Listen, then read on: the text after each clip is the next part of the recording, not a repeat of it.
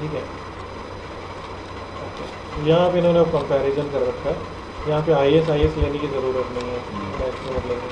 तो यहाँ पे पहला चीज़ है क्लासलेस। कौन सा राउटिंग प्रोटोकॉल है जो क्लासलेस है? रिप वर्जन 1 नहीं है, रिप वर्जन 2 है, EIGRP है, OSPF भी है। VLSM को कौन सपोर्ट करेगा? जो क्लासलेस होगा, है ना। तो रिप वर्जन 2, EIGRP और OSPF VLSM सपोर्ट करते हैं। Sends mask in update, mask कौन भेजेगा? जो क्लासलेस होगा। तो रिप वर्जन 2, EIGRP और OSPF।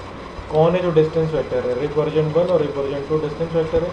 लिंक स्टेट कौन है? OSPF। समराइजेशन, ऑटोमेटिक समराइजेशन कौन सपोर्ट करता है? रिप वर्जन 1 को छोड़ के बाकी सब, है ना। OSPF में नहीं होता। OSPF में समराइजेशन जो तभी होता है जब हम कॉन्फ़िगर करते हैं। मैनुअल समराइजेशन अपने आप नहीं होता। मैनुअल समराइजेशन कौन सपोर्ट करता है? वर्जन 1 को छोड़ के बाकी सब। प्रोप्राइटरी राउटिंग प्रोटोकॉल कौन सा है? EIGRP। सिस्को का प्रोप्राइटरी है। Routing updates are sent to a multicast IP address. मतलब जो राउटिंग अपडेट राउटर भेजता है वो ब्रॉडकास्ट ना करके एक मल्टीकास्ट एड्रेस पे भेजता है। तो ये डिस्टेंस एड्रेस पे भेजता है, डिस्टेंस एड्रेस पे भेजता है, नहीं, डेस्टिनेशन एड्रेस जो मल्टीकास्ट एड्रेस होगा। किस केस में? जब आप रिप वर्जन 2 यूज़ करोगे, EIGRP यूज़ करोगे या OSPF। रिप वर्जन 2 में एड्रेस जो है वो 224.0.0.9, EIGRP है 224.0.0.10 और OSPF में 224.0.0.5 और 224.0.0.6। जबकि रिप वर्जन 1 अगर यूज़ करते हैं तो क्या करता है? ब्रॉडकास्ट। तो देखा था हमने जब डिबग IP रिप कमांड चलाई थी तो दिखा रहा था कि sending update through serial interface, और एड्रेस क्या था? 255 कैसा एड्रेस है? ब्रॉडकास्ट एड्रेस, है ना। तो रिप वर्जन 1 ब्रॉडकास्ट करता है, जबकि रिप वर्जन 2 OSPF या EIGRP मल्टीकास्ट एड्रेस पे भेजता है। सपोर्ट्स ऑथेंटिकेशन रिप वर्जन 1 को छोड़ के बाकी सब में। मतलब अगर हम चाहें कि दो राउटर आपस में इंफॉर्मेशन तभी शेयर करें जब उनके पासवर्ड मैच करते हैं, तो पासवर्ड का कॉन्फ़िगरेशन राउटिंग प्रोटोकॉल में रिप वर्जन 1 में नहीं कर सकते, बाकी सब में कर सकते हैं। फिर एक कन्वर्जेंस का मतलब है कि अगर कोई चीज़ बदली, जैसे मान लो कि 10, 15, 20, 25, 50 राउटर लगे, किसी एक राउटर ने पहले वो सबको बता रखा था कि 1.0 से मैं कनेक्ट होता हूँ और 1.0 का नेटवर्क है अप है, तो सारे बाकी जो 50 राउटर थे या 49 राउटर थे, सबके राउटिंग टेबल में एंट्री होगी कि 1.0 का एक नेटवर्क है और वो अप है। और सपोज करो कि जो ओरिजिनल राउटर था उसको नेटवर्क डाउन हो गया, वो लिंक डाउन हो गया, तो उसकी जिम्मेदारी ना बताएगा सबको। तो उसने अपने दो पड़ोसियों को बताया कि 1.0 डाउन हो गया, उसके दो पड़ोसी ने उनके आगे जो दो पड़ोसी थे उनको बताया।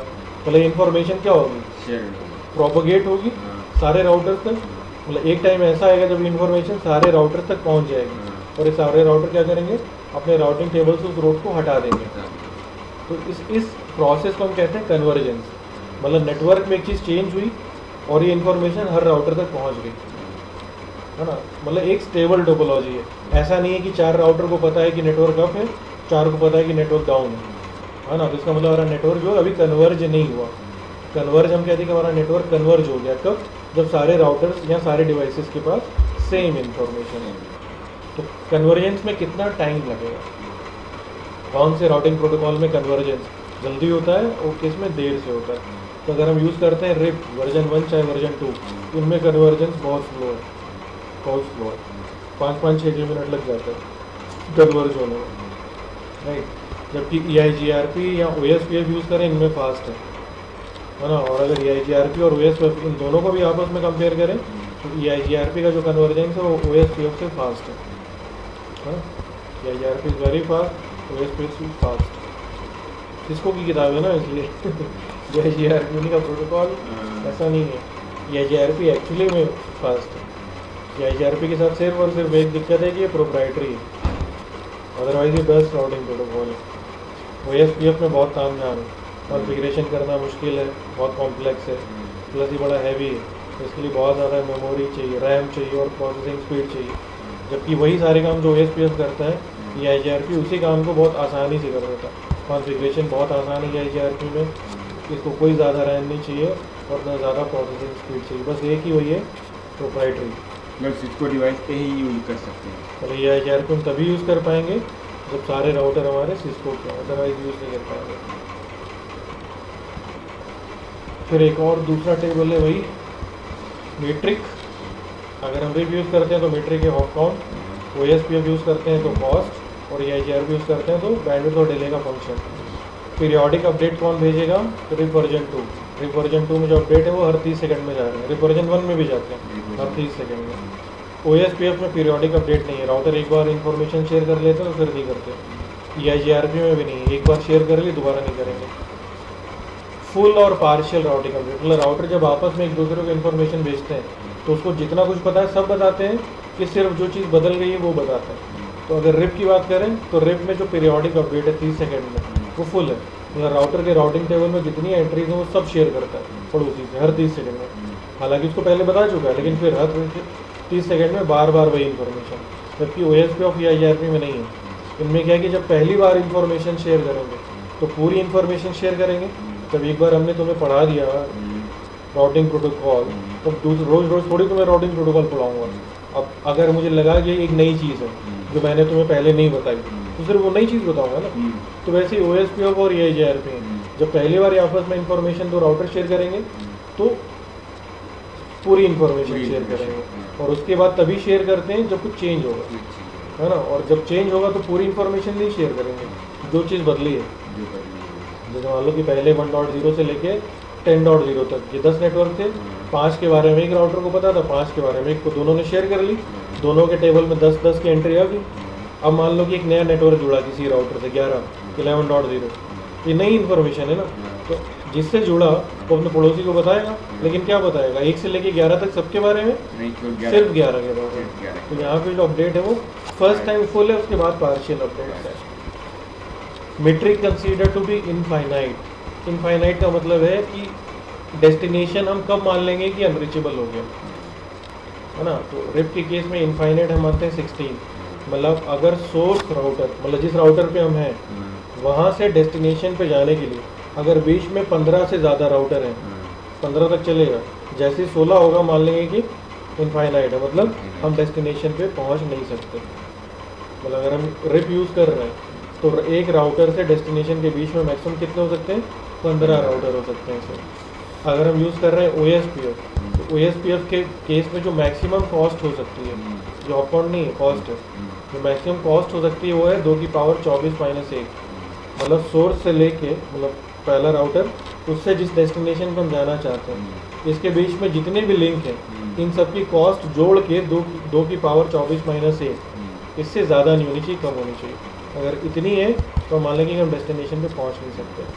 और EIGRP के केस में 2 की पावर 32-1, मतलब जो मीट्रिक कैलकुलेट कर रहा है बैंडविड्थ और डिले को मिला के, उसकी वैल्यू 2 की पावर 32-1, इससे कम होनी चाहिए, नहीं तो अनरीचेबल हो जाएगा। Supports unequal cost load balancing. Load balancing हम लोग दिन पढ़ रहे थे, हो नहीं पाया था, है ना। तो देखेंगे क्यों नहीं हुआ, लेकिन होता वैसे ही है ना। तो लोड बैलेंसिंग कब होती है? जब एक ही डेस्टिनेशन पे जाने के लिए एक से ज़्यादा पाथ है और उन पे जो मीट्रिक है वो सेम है। जैसे कि राउटर को डेस्टिनेशन पे जाना है, ठीक, तो उसने देखा कि मैं R1 के थ्रू भी जा सकता हूँ, R2 के थ्रू भी जा सकता हूँ।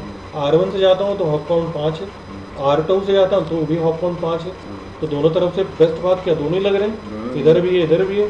तो क्या करेगा? लोड बैलेंसिंग शुरू कर देगा, आधा ट्रैफिक इधर से आधा ट्रैफिक इधर से, मतलब आधा R1 से आधा R2 से भेज देगा। तो ये लोड बैलेंसिंग होती है। तो लोड बैलेंसिंग तभी होती है जब मीट्रिक सेम हो, रिप है हॉप काउंट बराबर हो। OSPF कब करेगा? जब कॉस्ट बराबर हो। इधर से जा रहा हूँ तो कॉस्ट है 5000, इधर से जा रहा हूँ तो इधर से भी 5000 है, तो लोड बैलेंसिंग कर देगा। कम ज़्यादा होगी तो क्या होगा? नहीं, अगर कम ज़्यादा हो तो लोड बैलेंसिंग नहीं होगी। अगर एक तरफ से कॉस्ट है 5000, एक तरफ से 4000, तो जिधर से कम होगी, जिधर 4000 है वो बेस्ट बात है, तो सारा डेटा उधर से ही भेजेगा, ये 5000 वाली यूज नहीं होगी, राइट। लेकिन कभी कभी क्या हो सकता है ना, कभी कभी मल्टीपल पाथ अगर हमारे पास है तो हम चाहते हैं कि हम दोनों को यूज़ करें। जैसे मान लो किसी डेस्टिनेशन पे जाना है, हमारे पास 2 पाथ है, एक पाथ की जो स्पीड है वो मान लो कि 2 Mbps की है और दूसरे पाथ में जो स्पीड है वो 1.5 Mbps की है, तो दोनों में ज़मीन आसमान का फ़र्क तो है नहीं। अब अगर बेस्ट पाथ का सिलेक्शन करेंगे तो सारा डेटा किधर से जाएगा?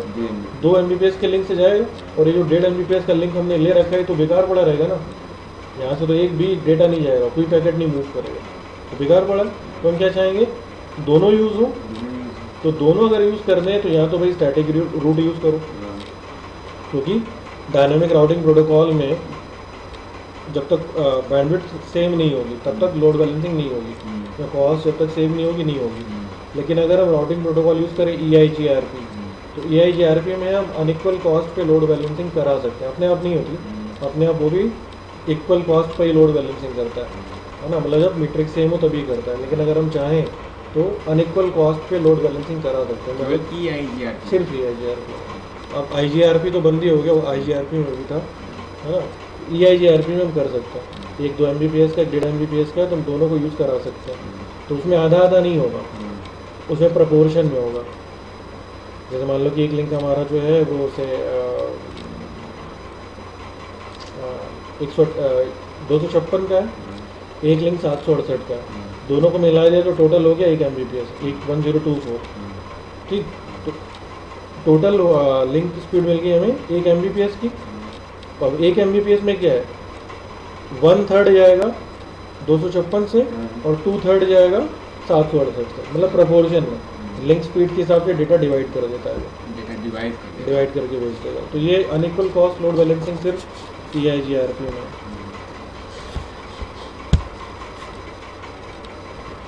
इसी तरीके से फिर एडमिनिस्ट्रेटिव डिस्टेंस। एडमिनिस्ट्रेटिव डिस्टेंस का मतलब क्या है? एडमिनिस्ट्रेटिव डिस्टेंस का मतलब है कि अगर किसी डेस्टिनेशन पे जाने के लिए एक से ज़्यादा पाथ हैं और ये एक से ज़्यादा पाथ हमें अलग अलग राउटिंग प्रोटोकॉल से मिल रहे हैं। जैसे हम R1 के थ्रू भी जा सकते हैं, R2 के थ्रू भी जा सकते हैं। R1 कह रहा है कि मेरे थ्रू अगर जाते हो तो हॉप काउंट है 5, R2 कह रहा है कि मेरे थ्रू जाते हो तो कॉस्ट है 5000। तो कौन सा पाथ बेस्ट होगा? वो हॉप काउंट 5 है और ये कॉस्ट 5000। तो कौन सा पाथ बेस्ट होगा? तो इनका कोई कंपैरिजन नहीं है। हम हॉप काउंट से को कंपेयर कर सकते हैं ना, कि अगर इधर से हॉप काउंट 5 है उधर से 4 है तो 4 वाला बेहतर है। कॉस्ट अगर इधर 5000 है उधर 6000 है तो 5000 वाला बेहतर है ना। लेकिन हॉप काउंट से हम कॉस्ट को कंपेयर नहीं कर पाएंगे, है ना। तो वहाँ पे मीट्रिक को हम कंपेयर नहीं करते। फिर हम ये देखते हैं कि इंफॉर्मेशन जो दे रहा है वो राउटिंग प्रोटोकॉल कौन सा है। तो हमने देखा कि जो हॉप काउंट बता रहा है वो कौन सा राउटिंग प्रोटोकॉल है, RIP, और जो कॉस्ट बता रहा है वो कौन सा है, OSPF। तो यहाँ पे कंपैरिजन अब मीट्रिक नहीं होगा, मतलब हम कॉस्ट को हॉप काउंट से कंपेयर नहीं करेंगे, RIP को OSPF से करेंगे। RIP बेहतर है कि OSPF बेहतर है। तो डिफरेंट राउटिंग प्रोटोकॉल्स में कौन सा राउटिंग प्रोटोकॉल ज़्यादा बेहतर है ये डिसाइड होता है एडमिनिस्ट्रेटिव डिस्टेंस से, है ना। हर राउटिंग प्रोटोकॉल का अपना अलग अलग एडमिनिस्ट्रेटिव डिस्टेंस है। ये अगर डायरेक्टली कनेक्टेड नेटवर्क है तो उसका एडमिनिस्ट्रेटिव डिस्टेंस 0, स्टैटिक का 1, EIGRP में 90 इंटरनल रूट,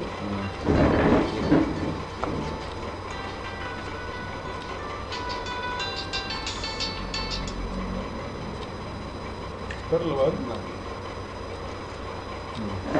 OSPF है तो 110 और RIP है तो 120। तो हम अगर कह रहे हैं कि एक तरफ RIP है एक तरफ OSPF है तो कौन सा इंफॉर्मेशन लेंगे? OSPF वाला जिसका कम होगा, है ना। तो वहाँ पे हम हॉप काउंट और कॉस्ट को हम कंपेयर नहीं करते हैं फिर, है ना। जब अलग अलग राउटिंग प्रोटोकॉल है तो उनकी मीट्रिक कंपेयर नहीं होंगे आपस में, बल्कि हम दोनों राउटिंग प्रोटोकॉल में से कौन सा बेहतर है ये देख लें। तो उस केस में जिधर से हमें कॉस्ट मिल रही है, मतलब जिधर OSPF है वो वाला पाथ बेस्ट पाथ होगा, उसी को यूज़ करेंगे।